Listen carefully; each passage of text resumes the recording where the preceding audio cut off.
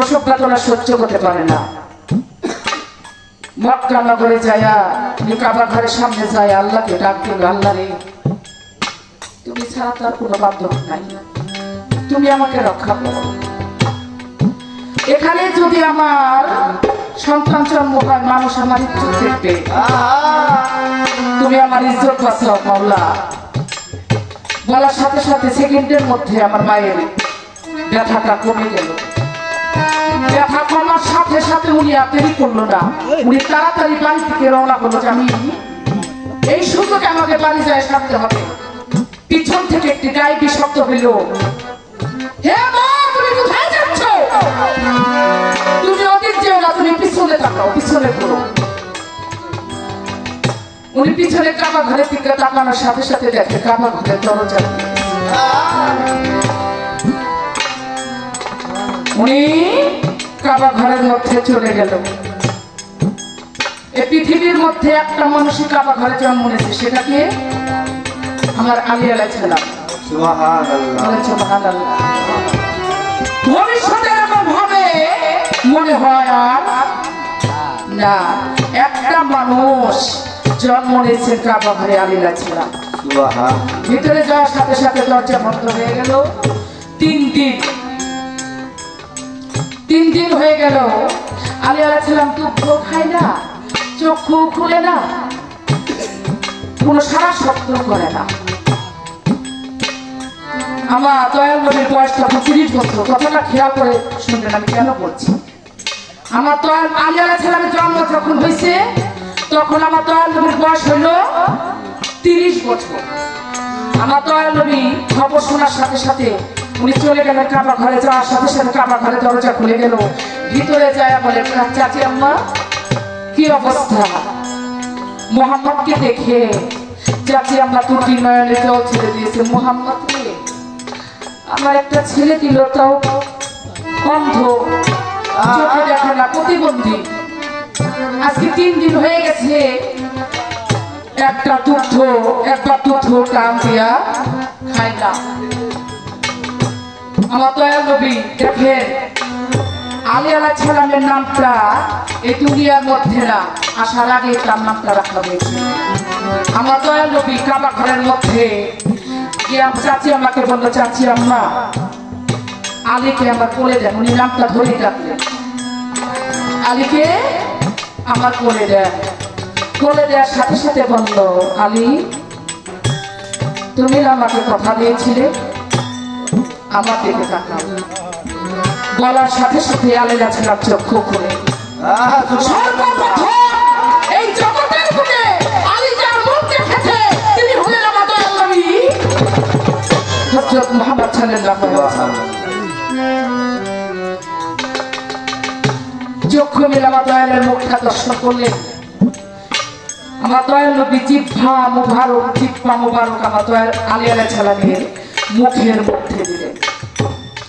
জন্ম নেওয়ার পর একটা বাচ্চা যখন মায়ের দুধ চুষে খায়, আলী আলাইহিস সালাম ঠিক তদ্রূপ আমার দয়াল নবী জিহ্বা মুবারকের লালা মুবারক উনি চুষে খেতে লাগলেন। সুবহানাল্লাহ।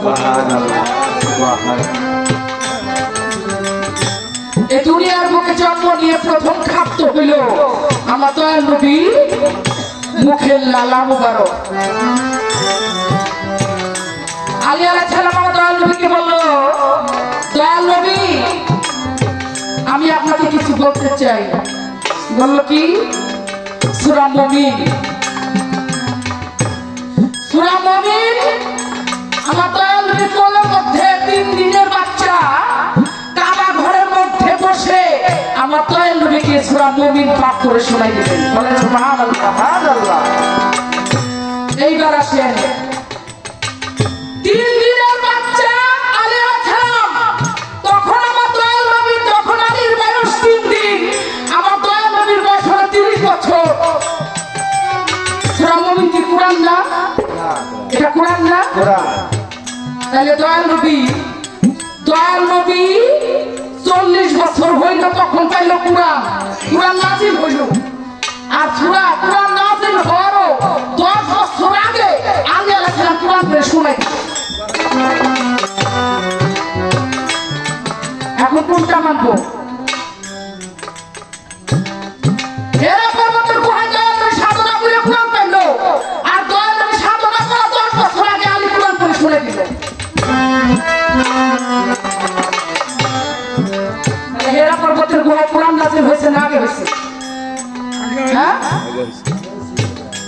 কুরআন আগেই ছিল। এইটা আসলেই আমার দয়াল নবীকে ছোট করার জন্য আমার এক বাবাজি বলেছে যে এটা দুর্নাম। উনি আসলে উনি কি বুঝে বলেছে সেটা আমি জানি, উনি খারাপ কিছু বলেনি। দুর্নামটা করলে অনেক ধরনের সমস্যা আছে। উনি একটা গানপ্রিয় মানুষ না হলে গান শুনতে আসে নাই। যে যাই বলুন, উনি গানের পক্ষে, উনি পীর মাশায়েখের পক্ষে, উনি নায়েবে রাসূলের পক্ষে, নয়তো উনি এখানে গান করতে আসতো না। উনি বলেছে তার একটা কারণ অবশ্যই আছে। কিন্তু আহলে বায়াত এদেরকে ধ্বংস করার এক দল আছে। আলী আলাইহিস সালাম আমার হুসাইন কারবালার ময়দানে যখন আমার হুসাইনকে জবাই করতে আসলো, যারা বলেছিল জবাই করে নামাজ পড়তে যাব, তারা সকলেই মুসল্লি ছিল, নামাজ পড়ছে, মুসলমান ছিল না, মুসল্লি ছিল। তাদের মধ্যে দলিল প্রমাণ করেছে যারা আলীকে হুসাইনকে কারবালার ময়দানে কতল করছে, তাদের মধ্যে 250 ছিল কোরআনের হাফেজ, 250 ছিল কোরআনের হাফেজ। তারা হুসাইনকে জবাই করে নামাজ আদায় করতে যায়। আর হুসাইন তাদেরকে প্রশ্ন করছিল কি জানেন? যখন জবাই করতে যায় তাদের মুখে ছিল লম্বা দাড়ি, গায়ে ছিল জুব্বা, মাথায় ছিল টুপি। আমার হুসাইন প্রশ্ন করেছিল, তোমাদের মধ্যে একজনও কি মুসলমান নাই? তোমাদের গায়ে দেখি আমার নানা জুব্বা, আমার নানা চুল্লা দাড়ি, মাথায় টুপি, তোমরা কারা? আলাইসাবিল মুসলিমুন, তোমাদের মধ্যে কি একজন মুসলমান নাই? যারা কোরআনের হাফেজ, যারা নামাজ পড়তে যাবে।